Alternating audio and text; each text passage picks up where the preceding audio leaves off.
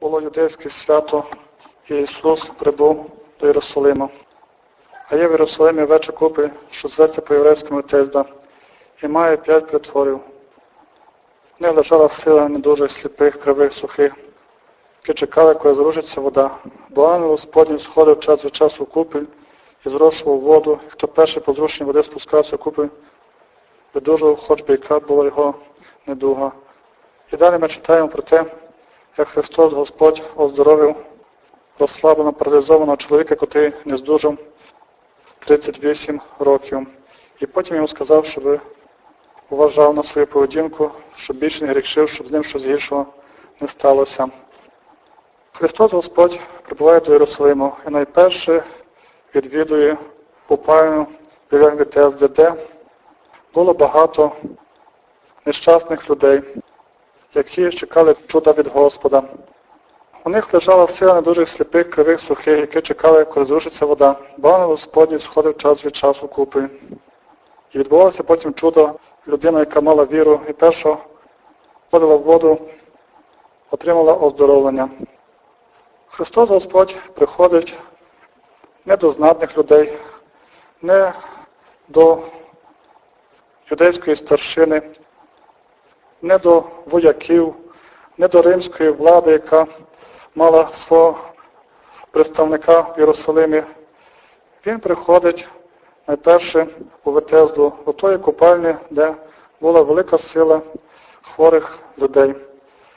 Христос Господь приходить там, де є людська біда, де хвороби, нещастя, біль, каліцтво, де людський відчай, може зневіра, велике терпіння, безпомічність, безпорадність.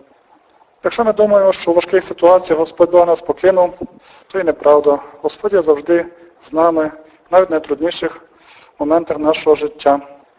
Якщо ми хочемо побачити Господнє діяння і бути з Господом в серці, то ми можемо його знайти серед недужих, серед сліпих, кривих, сухих, престарілих, серед сиріт, серед людей хворих, нещасних, бідних.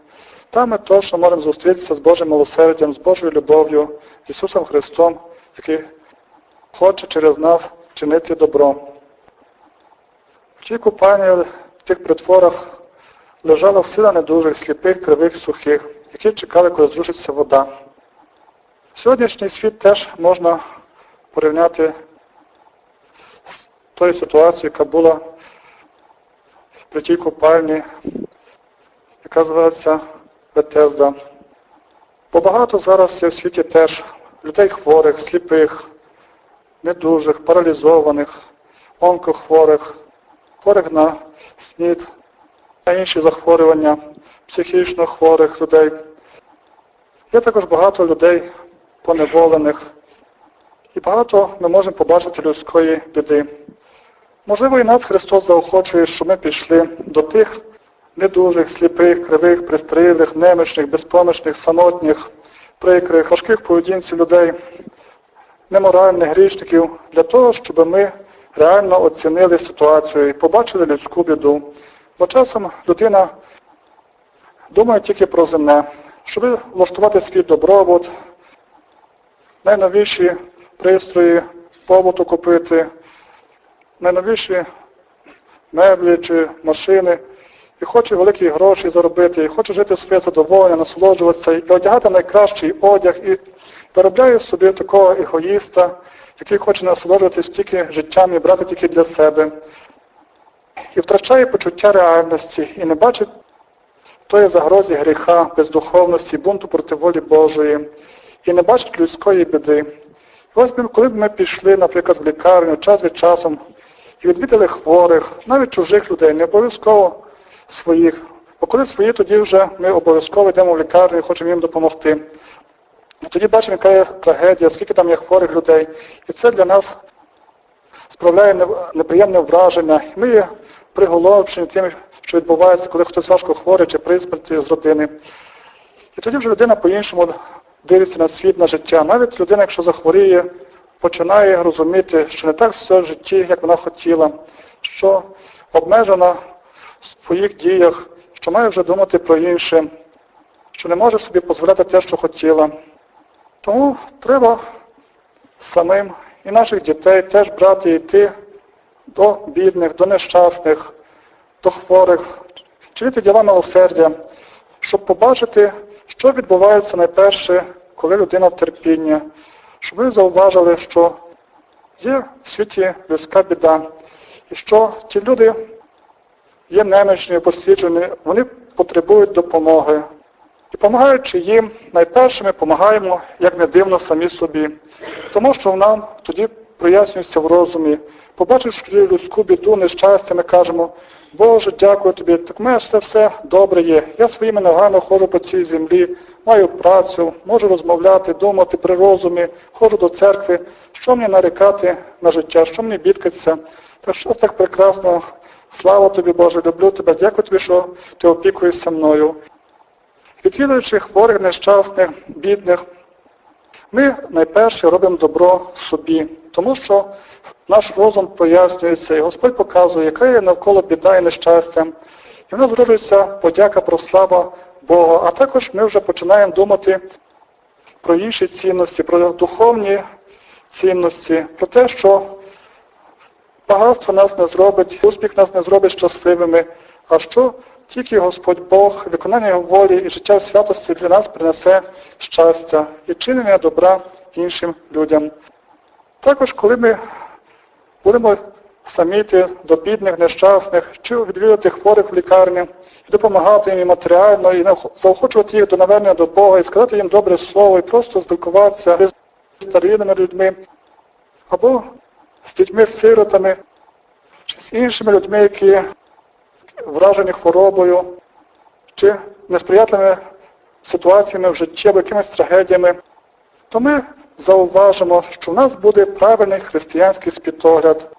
Ми будемо думати вже тоді не про збагачення, чи життя тільки для себе, а будемо реальніше дивитися на світ. Будемо думати про те, як виконувати волю Божу, про те, що життя є набагато складніше, ніж собі ми уявили, що треба чинити добро, бути послушними Богові, уникати гріха. І також варто і дітей брати до тих діл милосердя, котрі ми самі повинні чинити. Бо якщо ми виховуємо дітей егоїстами, то потім вони той егоїзм проявлять і до нас. Дітям теж треба побачити не тільки гарні навчальні заклади, чи курорти, чи гарний одяг, чи гарну відеотехніку, чи комп'ютери, в яких вони мають насолоджуватися, гарні напитки, наїдки. Їм треба також побачити і людську біду, і людську біль, для того, щоб вони реально дивилися на життя, на світ, щоб мали почуття милосердя, щоб знали, що треба допомогти тим, хто в нещастя, в хворобах, в бідах, щоб були послушні Богові. Папа Франциск говорить, що католицька церква – це церква бідних для бідних. Ми повинні зрозуміти, що багато людей в цьому світі є духовно хворі, захворіли недугою гріха, бездуховності, бунту проти Бога. І багато є тих недужих гріхами, сліпих невірством, і паралізоване їхнє життя неморальністю, і криві в них дороги. І їм потрібно, щоб до них прийшов Ісус Господь, щоб ми їм проповідували Слово Боже, щоб Христос Господь через нас промовляв до них, до їхнього серця, щоб вони отримали навернення, визволення. Бо Христос Господь прийшов як до бідних, так і до багатих. Бо навіть серед тих багатих може бути багато духовно хворих, ненавернутих, нещасних людей, які не мають християнського світогляду, які не мають віри. І їм потрібно проповідувати Боже Слово, показувати приклад святої поведінки, молитися за їхнє навернення. По тому часі було Одеське свято, Ісус прибув в Єрусалим. І приходить Він от тієї купальні Ветезди, де є 5 ганків, в яких лежала сила недужих, сліпих, кривих, сухих, які чекали, коли зрушиться вода. Ангел Господній сходив час від часу в купель і зрушив воду. І хто перший по зрушенні води спускався в купель, видужував, хоч би яка була його недуга. Скажемо, ось тим людям повезло, поталанило, мали таку чудесну купель. Як не як, а хтось той видужував, хто перший опускався в ту воду. Ми ж теж тепер маємо купель, яку нам залишив Господь Бог, Ісус Христос, який заслужив своєю смертю на хресті, своїм воскресінням. Тому що Він на хресті, коли його розпинали, сказав: «Прости їм небесні очі, бо не знають, що роблять». Господь Ісус нам залишив купель, яка нас духовно оздоровляє. Це є тайна сповіді.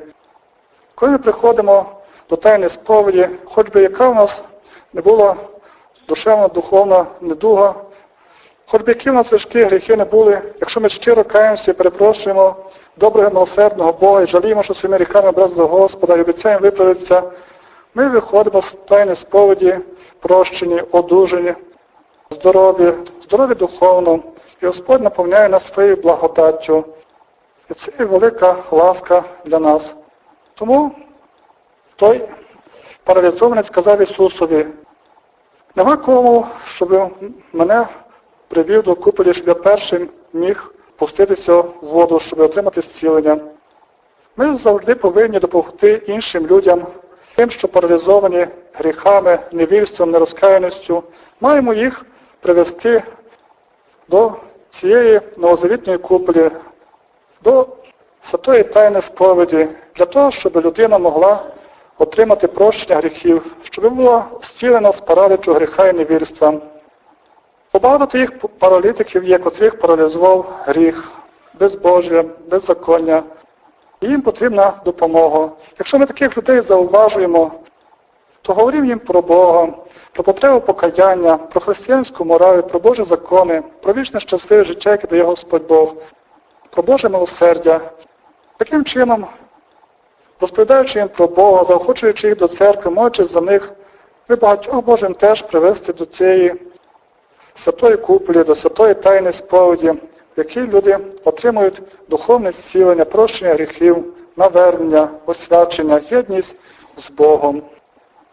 Ісус Христос каже до паралізованого: «Бажаєш видужати?» Відповідає йому недужий: «Немає нікого, пане, хто б мене спустив у купель, коли зрушиться вода. Коли я туди приходжу, інші переді мною сходять». Ісус мовить до нього: «Встань, візьми твоє ложо і ходи». І відразу видужав той чоловік, і взяв своє ложе і почав ходити. Христос Господь найперше запитує: «Бажаєш видужати?» Ісус діє насильно в нашому житті. Бог хоче, щоб ми проявили своє бажання, прийняли рішення, і тоді об'являє свою силу і велич. Насильно нікого не робить святим. «Бажаєш видужати?» – каже Христос Господь. Так само і до нас багатьох Господь Бог звертається. Бажаєш навернутися, бажаєш покаятися, бажаєш стати моральнішим, вічливим, бажаєш виконувати волю Небесного Отця, чи не бажаєш. Христос Господь насильно не заставить нас бути святими. Він нікого не примушує прийняти духовне зцілення, виконувати святу волю Небесного Отця. Це має зрозумітися в нашому серці. Бог нам прояснює, як маємо жити, але рішення завжди є за нами. Тому, знай, ніхто за тебе жити не буде. Ти маєш сам проявити відповідальність, мудрість для того, щоб виконувати волю Божу. Чи бажаєш бути святим? Чи хочеш чинити добро? Чи хочеш посвятити життя для Господа? Ми повинні завжди казати позитивно на поклик Божої любові. Завжди слухатися Господа, щоб піти по житті з Богом в Святому Дусі, щоб прийняти бажання, яке дає Господь в наше серце, аби виконувати Його святу волю. Бо всяке бажання, яке є добре, зроджується з ласки Духа Святого, то Господь нас заохочує до добра. Той паралітик розслаблений почав розказувати цілу історію, як нема кому його ввести в ту купель. І завжди хтось перед ним ходить і отримує зцілення. На ту всю історію Ісус сказав тільки одне речення: «Встань, візьми ложе твоє і ходи». Бо перед тим паралітик говорив: «Немає нікого, пане, хто б мене спустив у купель, коли зрушиться вода, бо коли туди приходжу, інші приходять переді мною». Ісус же йому мовить: «Встань, візьми ложе твоє і ходи». І відразу видержав той чоловік, взяв своє ложе і почав ходити.